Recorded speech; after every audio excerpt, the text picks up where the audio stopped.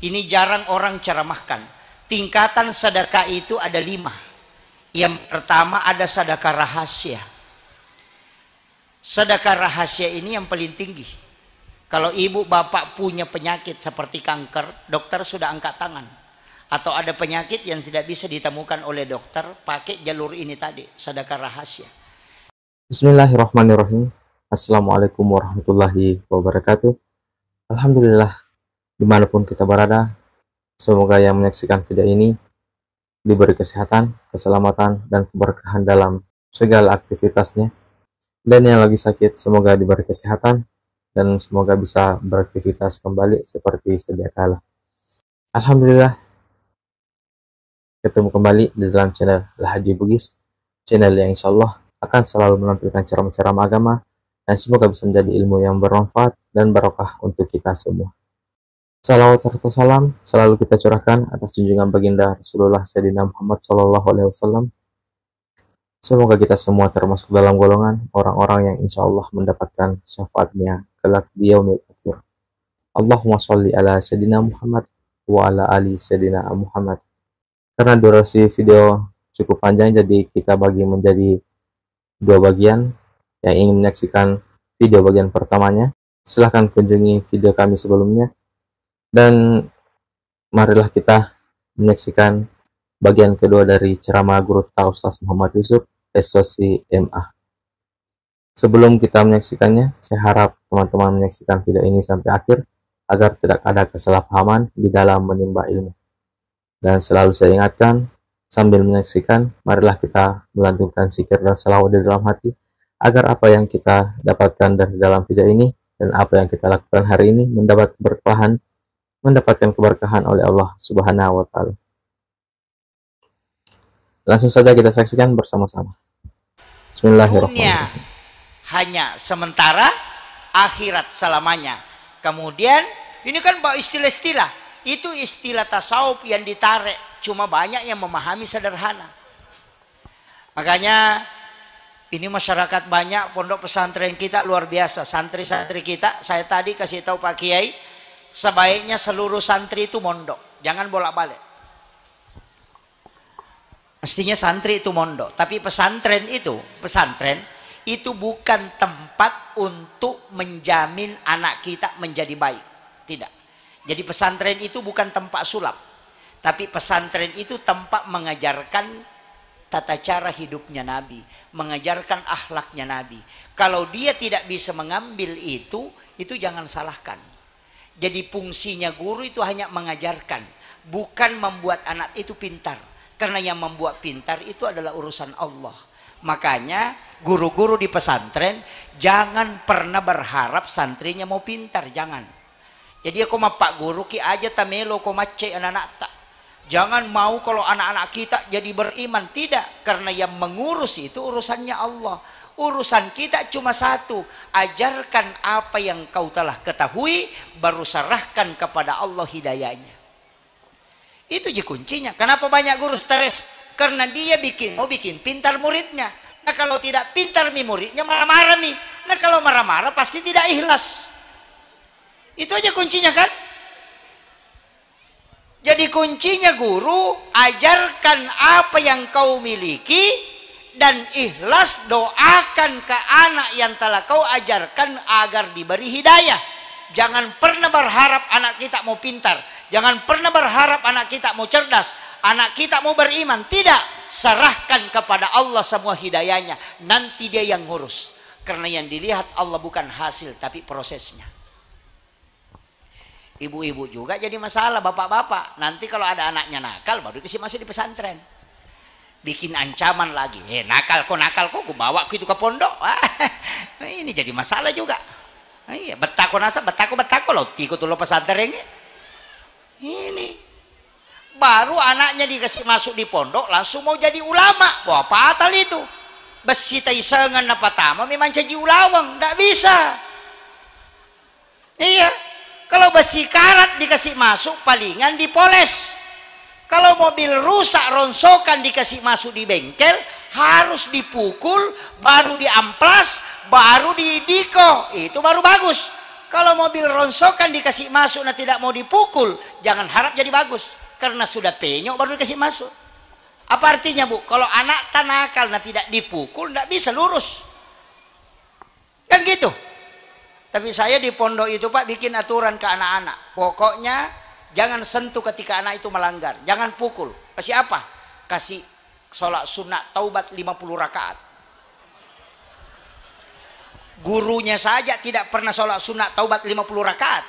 Itu kalau disuruh sholat 50 rakaat, orang tuanya mau protes, tidak bisa protes.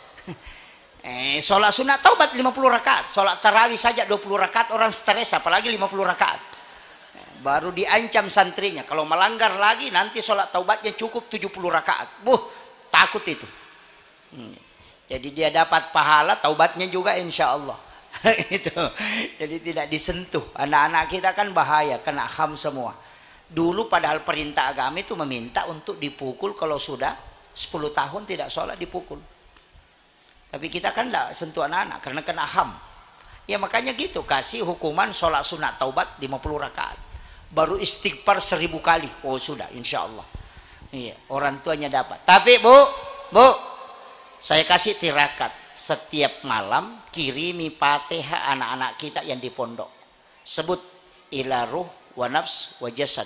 Kemudian sebut namanya. Kirimkan 11 kali. Nanti khusus malam Jumat baca 41 kali, khususkan ke anak, insya Allah barakahnya. Yang kedua, saya kasih amalannya Bu ya.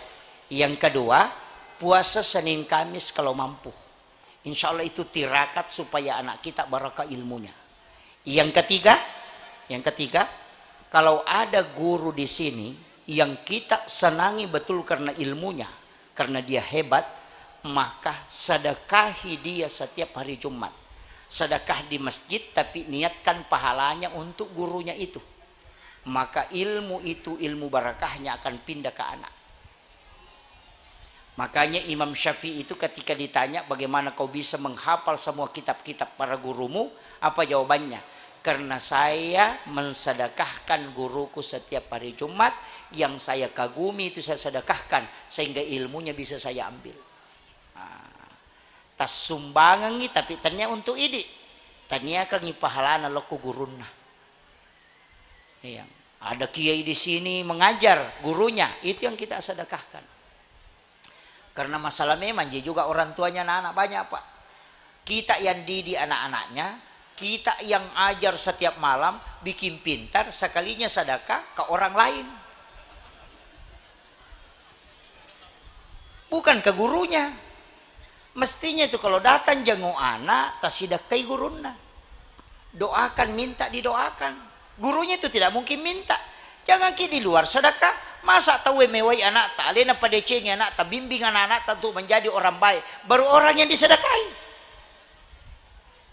Coba pikirkan. Sama jika pembimbing haji, dia yang selalu ajarkan doanya labbaik Allahumma labbaik. Sekalinya jamaah haji menyumbang ke orang Pakistan. Stres pembimbingnya itu. Iya kan? Kan banyak begitu. Saya kasih tahu. Ini pondok pesantren, di sini dibangun bangunan yang kokoh. Jangan sampai cahaya ini redup di tempat ini. Nurnya mursyid kita masih ada di sini. Tapi saya kasih tahu berapa harta yang kita wakafkan di pondok Pak Bu. Yang punya kebun nanas berapa pohon? Kalau 1000 pohon, sumbangkan 10 pohon khusus untuk pesantren. Bikin MOU dengan Allah. Ya Rob, ini kebunku, sekian ribu pohon nanas. Saya sisakan 100 pohon, saya wakafkan ke pondok. Tapi ya Rob, aku minta selamatkan tanaman ini. Insya Allah tidak setengah mati kita mengurus. Kenapa? Karena ada wakaf. Yang punya kebun sawit, ambil 1 baris, masukkan ke pondok. Ini yang banyak orang tidak gunakan Pak. Masa kita punya tempat di sini mendidik anak-anak, kita bilang gurunya besar pahalanya? Oh tidak. Pimpinan pesantren besar pahalanya? Tidak. Anak-anak yang belajar besar pahalanya? Tidak. Siapa yang paling besar pahalanya? Yang mewakafkan hartanya di pondok, membangun asrama, membangun kelas. Kenapa? pahala gurunya yang mengajar, pahala santri yang belajar, pahala pembina yang mendidik, dikumpul semua, baru dikasih kepada orang yang mewakafkan hartanya untuk membangun asrama. Kenapa? Tidak mungkin ada anak belajar, tidak mungkin ada guru mengajar, tidak mungkin ada pengurus seandainya tidak ada tempat. Maka yang mewakafkan tempat belajar itu dikumpul semua pahala yang mengajar sekaligus yang belajar, baru diserahkan ke dia. Itulah kenapa orang yang bangun masjid itu dibangunkan istana di dalam surga, biar tidak sholat. Orang yang sedekah ke masjid itu kalau tidak sholat, Pak, itu tetap ada rumahnya di surga, dijanji. Tidak mungkin Allah meninggalkan janjinya. Nabi sudah bilang, "Man bana masjidan fid dunya lillahi ta'ala, banallahu lahu baitan fil jannah." Siapa yang bangun rumah Allah di muka bumi, maka dibangunkan istana di dalam surga. Pasti ada hotelnya di surga. Kalau sudah menyumbang ke masjid, biar tidak sholat, cuma tidak masuk.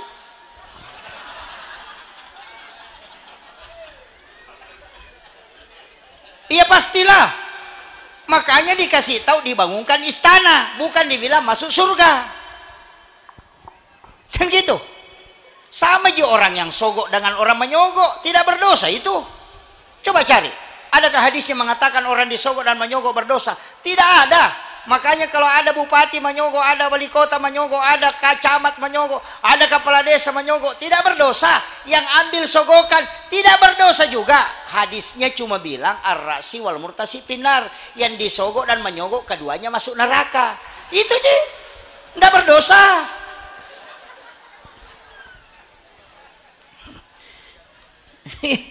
Kalau berdosa kan bisa bertaubat.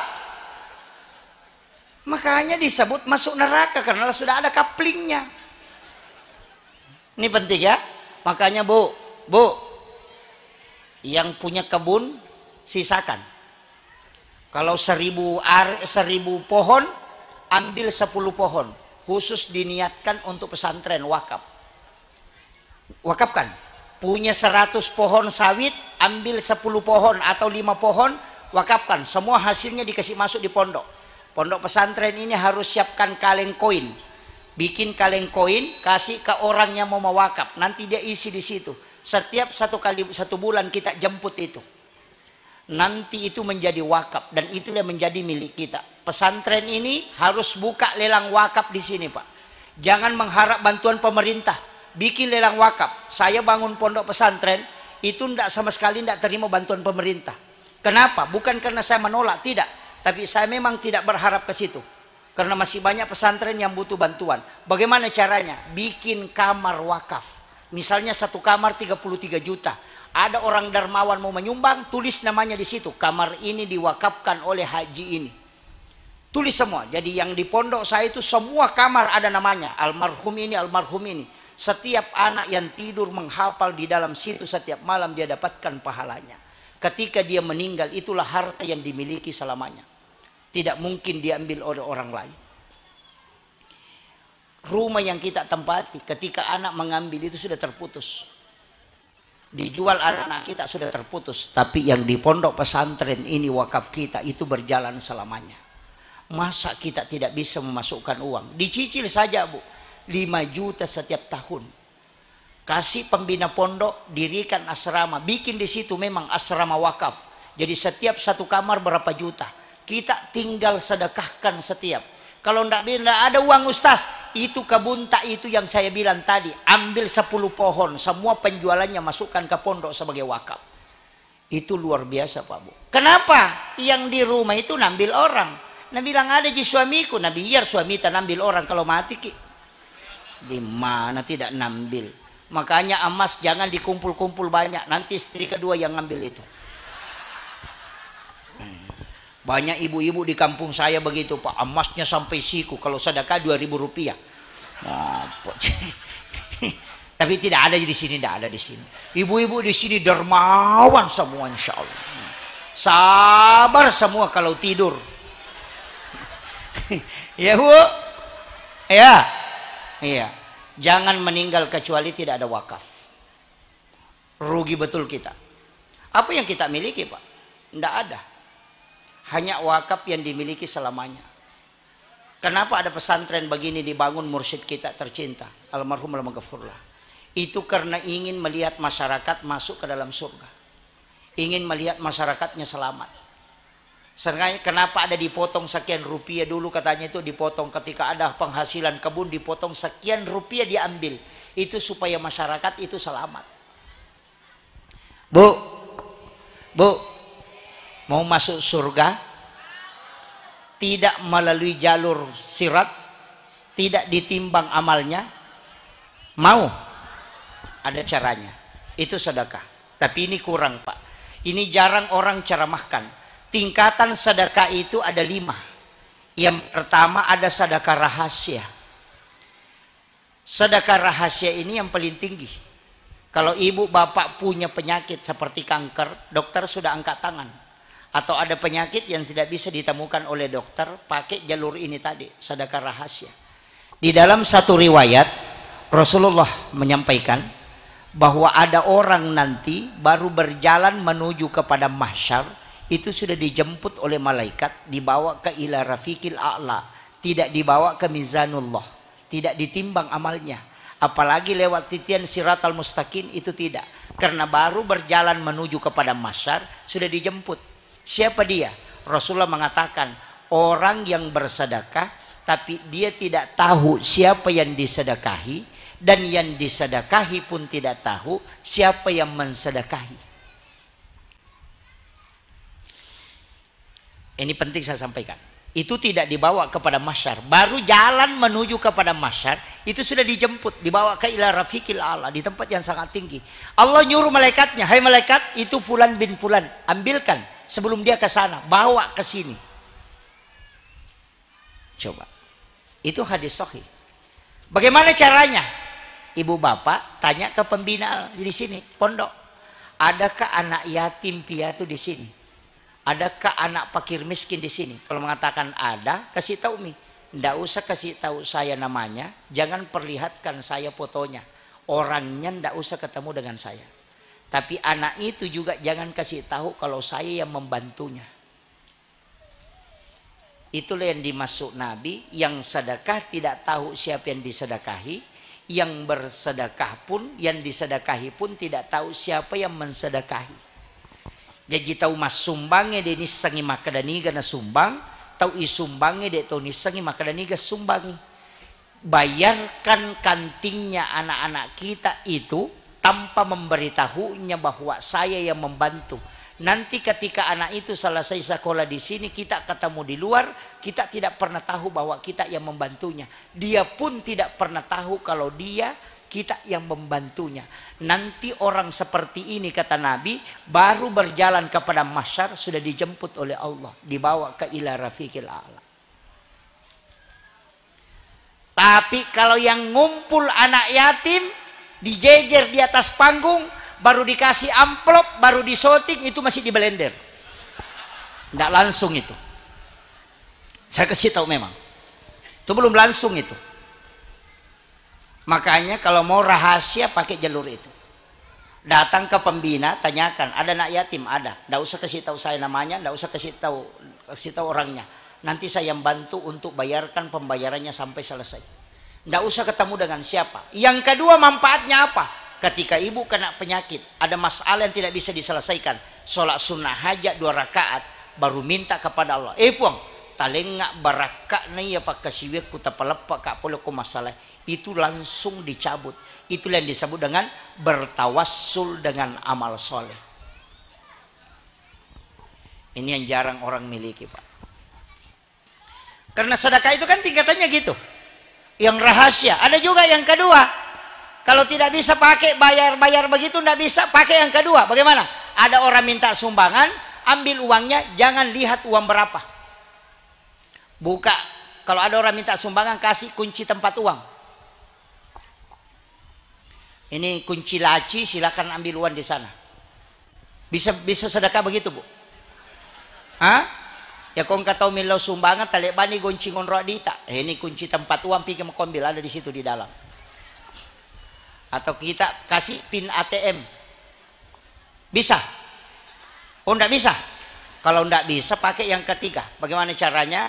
Kalau orang minta sumbangan, buka laci, jangan lihat uang berapa, tutup mata, ambil 2-3 lembar kemudian kasih ke orang yang minta itu tadi, jangan lihat uang berapa. Itu hadis qudsi. Allah mengatakan, siapa hambaku memberikan kepadaku dia tidak menghitungnya, maka aku pun akan membalasnya dengan tidak menghitungnya pula. Nah, bisa kira-kira? Makanya kalau lewat celengan, kumpul uang di saku, ambil 1-2 lembar, masukkan ke celengan, jangan lihat uang berapa. Kalau kita kadang bolak-balik, ditarik uang 100, didorong lagi masuk. Nah, asalnya salah cabut. Nah, ini kan jadi masalah. Sedekahnya 2.000 rupiah, uangnya juga uang kusut, kesik masuk lana tukar gitu panitia. Nah, baru mintanya besar-besar. Ini penting saya wasiatkan. Sedekah itu menolak bala. Makanya sedekah itu pancingan. Biasa memancing, Bu toh? Biasa kita memancing. Biasa memancing orang di sini. Biasa. Kalau orang memancing itu nak kasih cacing di pancingan, itu cacing untuk ikan atau untuk kita? Untuk ikan. Kalau untuk ikan jangan pakai pancing, cacing saja dilempar.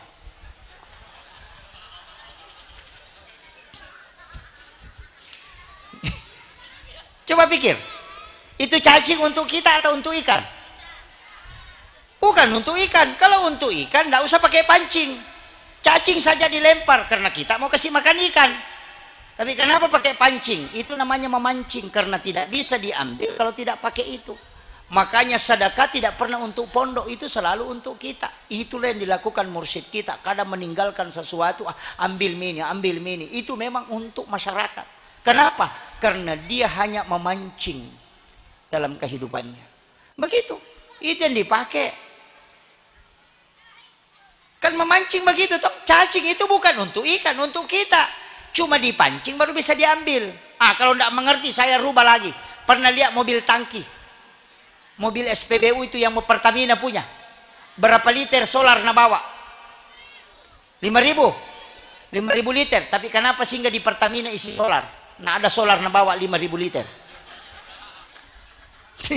Kenapa? Kok bisa kehabisan solar? Nah, ada solar na bawa. Itu karena tidak ada selang dari tangki besar turun ke mesin. Artinya apa? Biar banyak rezekimu di lauhun mahfuz, kalau kau tidak buatkan jalur tidak akan turun. Makanya menyumbang 2.000 rupiah itu pipet. Rezekinya nyangkut-nyangkut. Ditiup tidak bisa lancar karena pipet. Kalau mau besar kasih 100.000, itu sudah selang. Lebih besar 1 juta. Makanya rezeki begitu, dibuatkan jalur. Iya, kalau 2.000 jalurnya ya putus-putus. Apalagi kalau bikin pantangannya rezeki, oh banyak. Apa pantangannya rezeki, Bu? Kancing baju dari atas ke bawah, itu pantangan rezeki itu. Mestinya kalau kancing baju itu dari bawah ke atas. Itu ilmu hikmah. Jangan menjadikan pakaian sebagai lap, sementara dipakai baru dijadikan lap. Biasa kacamata ditarik baru dikasih begini. HP juga kadang begitu, digosokkan begini. Itu menunda rezeki 40 hari. Itu ada di kitabnya Imam Sarnuji. Bagi yang baru bergabung di channel ini, selamat bergabung dan selamat menyaksikan.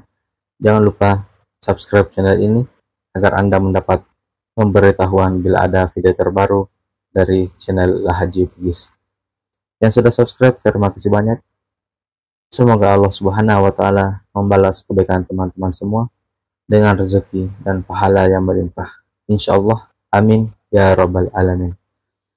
Jangan lupa like dan bagikan video ini bila video ini berasa bermanfaat untuk orang-orang di sekitar kita, dan semoga kita mendapat pahala berupa amal jariah karena telah membagikan kebaikan-kebaikan berupa ilmu yang insya Allah bermanfaat bagi orang-orang yang menyaksikannya. Yang ketiga, menggunakan pakaian robek, baju, celana. Nah, sekarang anak-anak muda celananya robek semua padahal baru. Bagaimana tidak bisa laku? Karena itu anak gadis tidak laku-laku karena pakaian robek. Apalagi perempuan pakai daster, ambil cangkir ada dabunya, nah tarik lagi dasternya, nah pakai lap. Oh, itu menunda rezeki 40 hari itu.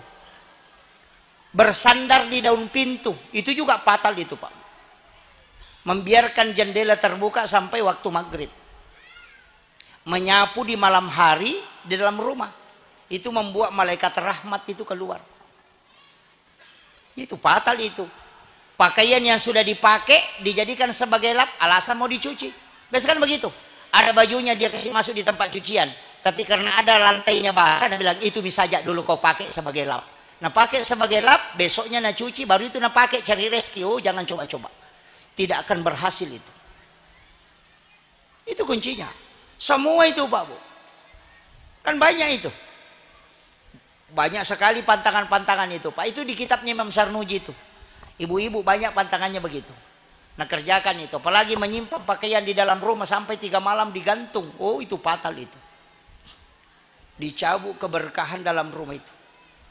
Tempat jin, apalagi rumah batu yang di dalam kamar ada WC, bolak-baliklah jinnya masuk ke dalam kamar. Oh fatal semua itu. Di situ banyak penyakit. Makanya orang dulu itu WC-nya dibawa karena rumah kayu. Sekarang rumah batu, di dalam kamar ada WC. Nah itu WC tempatnya jin laki-laki sama perempuan. Makanya kalau kita mau masuk apa dibaca? Allahumma inni a'udzubika minal khubasi wal habais. Yang fatalnya pintu WC-nya dibiarkan terbuka di dalam kamar, bolak-baliklah jin ke dalam kamar, maka dia kena penyakit yang fatal. Yang paling parah tidak makan bersama keluarga. Anaknya makan di depan TV, bapaknya di kursi, istrinya di kamar. Dicabut berkah. Nah Nabi mengatakan siapa yang makan berjamaah, Allah akan menurunkan berkah dan mengangkat penyakit. Makanya orang tua dulu itu kalau makan panggil semua anaknya sama cucunya, sehingga dijauhkan dari penyakit. Sekarang tidak. Satu makan sambil nonton karton, bapaknya makan sambil main YouTube, istrinya main Facebook. Muncullah banyak penyakit yang dokter tidak bisa sembuhkan. Kan begitu Bu ya? Makanya kalau ada masalah Bu, jangan kasih masuk di Facebook. Bikin status, aku menyesal. Apa menyesal? Baru bikin gambar lope-lope pecah. Ternyata kau begitu, tidak seperti dulu lagi. Seandainya katanya kau tahu memang tidak bakalan, padahal 5 cucunya. Nggak ada di sini.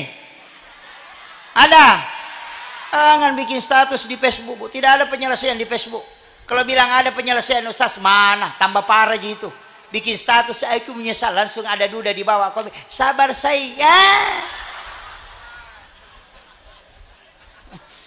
Begitu Bu ya? Iya. Tidak ada penyelesaian. Coba kalau kita mau buktikan, pulang nanti Bu bikin status. Mohon maaf sahabat FB, saya punya utang 300.000, mendesak mau dibayar. Adakah yang bisa bantu? Baru di-share. Pasti dibawa, tidak ada yang minta nomor rekening. Apa yang dia bilang? Up. Itu sih. Bilang up. Apa gunanya up? Tidak ada. Itu tandanya Facebook tidak menyelesaikan masalah. Nah banyak orang sekarang itu di situ. Media. Jam berapa tidur Facebook Bu? Bu, Facebook tidurnya jam berapa? Tidak ada.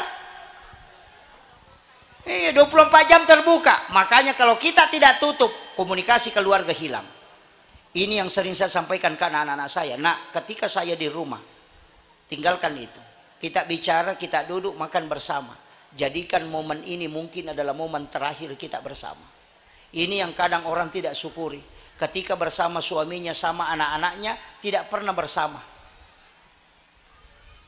Coba kita kumpulkan anak-anak kita, duduk makan bersama. Jadikan, katakan ke anak-anak kita, mungkin ini momen terakhir kita bersama makan bersama anak-anak.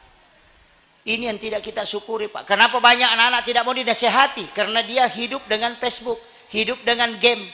Orang tuanya nasihati marah-marah karena merasa terganggu. Sehingga banyak anak melupakan orang tua. Iya, jangan salahkan karena memang tidak ada ikatan emosional. Tidak sama orang tua dulu ngomong sama anaknya. Sekarang tidak ada yang ngomong. Bahkan suami istri, koni ranjange, mapes bu materu, kata ni mak game, ngantuk masing-masing tidur, tidak pernah baku ngomong, padahal dia satu rumah. Itu yang terjadi sekarang. Apalagi kalau pejabat, setiap hari di kantor, pulang ke rumah, makanya banyak perceraian terjadi. Hati-hati Bu, jaga suami tak baik-baik. Dulu itu orang cuma curi sandal, curi emas, sekarang banyak pencuri suami. Iya. Makanya saya ajarkan doa itu bismillahi ala nafsi wa mali wa ahli. Baca doa itu 7 kali di waktu maghrib, 7 kali di waktu subuh. Supaya Allah yang menjaga anak-anak kita, harta kita, dan diri kita. Baca 7 kali aja tuh, Bu. Bismillahi ala nafsi wa mali wa ahli. Kalau mau tambah bismillahi masya Allah la quwata illa billah. Itu diamalkan itu. Kalau tidak hafal, baca 2 ayat terakhir Quran surat Taubah. Ayat Al-Husni. Itu ayat itu luar biasa. Laqad ja'akum. Siapa yang membaca 7 kali di waktu maghrib, 7 kali di waktu subuh, itu dijaga betul itu, Pak. Bahkan dijauhkan dari musibah tiba-tiba. Kalau masih tidak bisa, kalau mau tidur baca basmalah 21 kali. Setiap di jari tangan itu ditutup Bismillahirrahmanirrahim, Bismillahirrahmanirrahim, Bismillahirrahmanirrahim. Itu 10 di jari tangan, 10 di kaki, baru tekan di pusar 1 kali. Supaya kita tidak kena musibah, termasuk pencurian, kiriman santet, kemudian rumahnya juga tidak akan terbakar. Bahkan rumah itu tidak akan kena banjir kecuali dia bikin rumah di pinggir sungai. Iya. Itu basmalah ditutup itu. Tapi kalau tidak bisa, saya ijazahkan ke santri-santri sekaligus ke pembina pondok pesantren ini. Saya ingin kasih tahu, ada 1 salawat jangan tinggalkan. Baca 1000 kali setiap hari. Setiap hari baca 1000. Itu salawat Jibril. Termasuk pondok pesantren Lirboyo itu saya dapat informasi beliau itu membangun pondok dengan salawat Jibril. Itu pula yang saya pakai. Bangun pondok pesantren tidak ada modal. Hanya pakai salawat Jibril. Tanah pun hanya ukuran 19 meter kali 8. Itu di tengah desa. Saya bangun mulai di situ. Saya bilang di sini saja bangun pondok biar ukuran ini, tapi bertambah kiri kanan. Bahkan ada tanah saya minta beli mahal, dia tidak mau jual. Saya hanya kirimi salawat Jibril, alhamdulillah 2 bulan dikasih cuma-cuma diwakafkan. Saya mengatakan di sini barakahnya. Bangunan yang di dalam pondok saya tidak pernah bangun, yang bangun itu orang lain. Itu pun saya bacakan dengan salawat Jibril. Di situ saya mengakui bahwa ada pondok pesantren 3 di Jawa itu yang punya lahan lebih 20 hektar itu hanya salawat Jibril, tidak punya modal apa-apa. Dan itulah yang saya ambil dari mursyidnya itu. Makanya saya jasahkan ke pembina, baca salawat Jibril 1000 kali setiap malam. Selain malam Jumat bisa dicicil. Sholat subuh 200, sholat duhur 200, sholat asar 200, sholat maghrib 200, sholat isya 200. Pas 1000. Tapi khusus malam Jumat jangan dicicil. Selesai sholat isya, sholat sunnah hajat 2 rakaat. Baru baca 1000 kali, baru dipakai berdoa. Jadi malam Sabtu, malam Ahad, malam Senin, malam Selasa, malam Rabu, malam Kamis tidak dipakai berdoa. Hanya dibaca 1000, jangan berdoa. Nanti malam Jumat baru dipakai berdoa. Jadi dikumpul 1 pekan baru dipakai berdoa. Khusus di malam Jumat. Tapi baca 1000 kali. Ada tanah mau dijual tidak mau laku, bacakan itu. Ada rumah dibangun tidak mau jadi, bacakan itu. Ada masjid dibangun dan tersendak pembangunannya, bacakan itu. Rutinkan, imamnya disuruh bacakan, insya Allah jalan itu. Kita bangun rumah tidak mau jadi-jadi, itu dipakai. Kalau pondok pesantren dirintis, pakai itu, akan bertambah terus itu. Itu aja kuncinya. Kalau ada juga janda tidak mau laku-laku, baca juga itu. Iya, itu kuncinya. Salawat Jibril. Apa itu? Sallallahu ala Muhammad. Makanya bentuknya fi'il madhi, karena itu salawat ke nurnya Muhammad. Jadi kalau Allahumma sholli itu fi'il mudhari, karena jasadnya sudah dibuat. Nabi itu sudah dengan jasadnya, tapi sebelum jasadnya Nabi di alam rahasia itu masih nurun Muhammad. Maka salawat ke dia itu disebut salawat Jibril. Makanya ketika orang mahlul qiyam bacanya itu sallallahu ala Muhammad. Itu. Penutup yang terakhir tadi saya katakan, Bapak Ibu bikin wakaf di pesantren ini. Jangan meninggal kecuali ada wakafnya. Biar disisihkan uang Bu 10.000, 1.000 saja. Saya kasih tahu, saya di NU Sidrap itu punya koin. Koin NU itu gampang sekali Pak. 10.000 saja 1 jamaah. Kalau 1.000 kaleng kita kasih ke 1.000 jamaah. 1.000 kaleng, 10.000 saja isinya, berarti sudah 10 juta kan? Per bulan. Ini yang orang tidak hitung Pak. Bayangkan, apalagi kalau 100.000, berarti sudah kena 100 juta. Coba, Jadi satu orang tua santri, kalau 1000 santri atau 500 santri, kita bagikan kok kaleng satu, 10.000 saja per bulan, itu sudah 10 juta. Coba, kalau 100.000, sisa uang belanja saja Bu, dari pasar belanja, ada sisanya 2.000, masukkan ke kaleng, jangan dibuang. Uang koin 1.000 rupiah, masukkan ke kaleng. Dalam jangka 1 bulan, kalau isinya misalnya 10.000, nah 1.000 orang kita kasih kaleng, berarti 10 juta. Itu bisa bikin asrama 1 kamar setiap. Kalau 1.000, nah 100.000 isinya, berarti 100 juta. Nggak butuh bantuan dari umat ke umat. Itu barakahnya itu. Iya. Ini kan membayar anak-anak kita di sini. Nggak banyak sih bayarannya. Berapa? 400.000 tadi. Ya, kantinnya itu 400.000 kali berapa? Bagi 90 kali makan. Kan 30 hari. Nah 3 kali makan sehari. Berarti kan 90 kali makan. Coba kalau beli nasi kuning di luar. Coba 400.000 bagi 90 berapa? Berapa? Hah? Berapa Bu? Makanya jangan ingin makanannya anaknya bagus kalau di pondok. Kalau pembayarannya cuma 400.000, dikali 90. Kan begitu. Tapi insya Allah di pondok itu semua nikmat, semua lezat. Kenapa? Karena barakahnya. Iya. Kalau ibu makan di dalam pondok, anaknya juga jangan dikasih pulang ke rumah. Kalau sakit, simpan saja di pondok.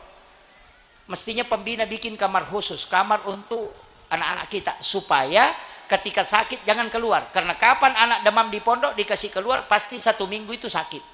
Nanti kembali. Kenapa? Di pondok itu masih dijaga oleh malaikat, sehingga barakahnya itu masih kuat. Tapi ketika keluar dari pondok, lihat. Dan anak-anak pondok tidak mungkin pintar kelihatan, tapi ketika keluar itu bisa berkompetisi.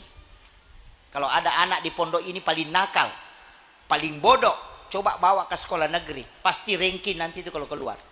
Kenapa? Karena di pondok ini 24 jam dilatih. Makanya saya tidak sepakat kalau ada santri kalong bolak-balik ke rumahnya, masuk ke pondok bikin masalah. Kenapa? Karena anak pondok itu seperti pakaian suci. Ketika ada yang lewat, pasti yang kotornya diambil, bukan yang bagusnya. Makanya begitu pengaruhnya. Makanya simpan anak-anak kita di pesantren. Jangan kasih pulang ke rumah, biarkan dia dididik di pesantren. Makanya orang maulid, ini penutupnya, orang maulid itu gantung telur, itu dikasih tahu ke orang tua. Telur itu kalau telur bebek dibawa ke ayam, ayam yang ngerami tidak berubah jadi ayam, tapi dia akan ikuti ayam walaupun dia bebek. Apa artinya? Kalau ada anak tak kasih masuk di tempatnya kiai, biarkan kiai yang merami supaya sifatnya mengikuti kiai, bukan mengikuti orang luar. Makanya dipondokkan, bukan dikasih bolak-balik. Udah paham Bu? Iya, simpan. Guru-guru jangan khawatir. Bilang tidak banyak santri, tidak usah khawatir santrinya. Jangan hitung santri. Biar 3 yang penting dia mau jadi ulama. Nah, cuma tirakatnya susah Pak. Pimpinan pondok itu harus terakhir tidur. Karena kirimkan Fatihah semua dulu santrinya baru tidur. Itu tugasnya kiai. Makanya biasa ada kiai itu jarang pergi sholat berjamaah sama santrinya. Karena dia tirakati dulu semua. Itu semua. Itu mengatakan waduh susah juga. Memang begitulah. Makanya kalau tidak mau susah santrinya cukup sedikit. Makanya saya terima santri itu cuma 23 supaya tirimi Fatihah mudah. Nah, itu kalau santrinya sampai kayak pondok pesantren Sidogiri itu kan 17.000 santrinya. Wah, stres itu kalau kita 17.000, tapi kalau ditirakati semua itu luar biasa. Makanya bantu kiai, bantu pimpinan pondok, bantu pembina anak-anak kita kirimi Fatihah Bu, supaya anak-anak kita tenang di tempat ini. Kemudian saya tadi mengatakan ini penutup, kalau tidak ada yang bisa kita ambil ceramahku dari awal sampai akhir, satu yang saya minta, jangan terputus dengan mursyid kita. Usahakan dalam setiap malam itu ada kiriman Fatihah khusus untuk beliau, supaya tetap hidup tersambung ke murid-muridnya. Yang kedua, kalau malam Jumat, suruh anak-anak ziarah ke makamnya. Itu ziarah kubur itu malam Jumat, nanti jam 11 malam sampai menjelang subuh. Itu ziarah. Pernah ziarah begitu Bu? Jam 12 malam ke kuburan sendiri? Nggak pernah? Oh, makanya nggak ziarah. Itu cuma datang aja itu. Kalau mau ziarah malam Jumat, datang sendiri jam 11 malam, nanti menjelang subuh baru pulang. Bisa baring dekat kuburan itu. Kirimkan Fatihah supaya terkoneksi. Nabi itu ziarah kubur tengah malam, malam Jumat. Makanya pulang baru baca implementasi silu dengan al-insan. Itu. Pernah ziarah sendiri ke kubur malam Jumat? Oh, enggak pernah. Makanya Nabi mengatakan ziarah kubur itu menambah iman kalau datang ke kuburan sendiri malam Jumat. Kalau rombongan baru selfie, ya enggak ada nggak dapat itu. Itu makanya ziarah juga penting mengikuti, tapi berat ya. Berat, Pak. Karena di situ hakikatnya ziarah. Saya kira ini yang penting saya sampaikan karena masih ada acara selanjutnya. Mudah-mudahan ini menjadi barakah. Tapi wasiat saya, jangan meninggal Bu, kecuali ada wakafnya di pondok. Mulai tadi itu, bikinkan kaleng, biar kaleng-kaleng kecil. Nanti kita menyumbat, nanti datang ke pondok, serahkan ke pondok pesantren. Kemudian yang punya kebun nanas, kalau 1000 pohon, ambil 10 pohon, memang niatkan untuk pesantren. Itulah yang kita miliki selamanya. Insya Allah itu pasti berkah untuk hidup kita. Akhirul kalam, wallahul muwaffiq ila aqwamit thoriq. Nasru minallahi wa fatun qarib wa basyiril mu'minin. Assalamualaikum warahmatullahi wabarakatuh. Waalaikumsalam warahmatullahi wabarakatuh.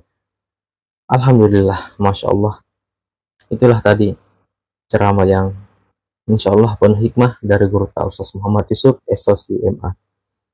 Alhamdulillah ada banyak ilmu yang terkandung di dalam video ini. Ada banyak hikmah yang insya Allah bisa kita petik. Dan semoga ada banyak amalan yang bisa kita amalkan. Semoga bermanfaat untuk kita semua, khususnya kepada diri saya dan keluarga. Yang belum subscribe, silahkan di-subscribe.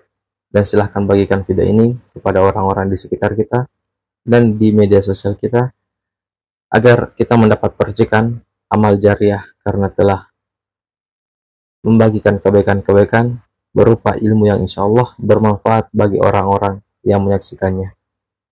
Mohon maaf bila ada salah kata, dan sampai jumpa di video selanjutnya. Akhirul kalam, hasbunallah ni'mal wakil, ni'mal maula wa ni'man nasir. Summa salam. Assalamualaikum warahmatullahi wabarakatuh.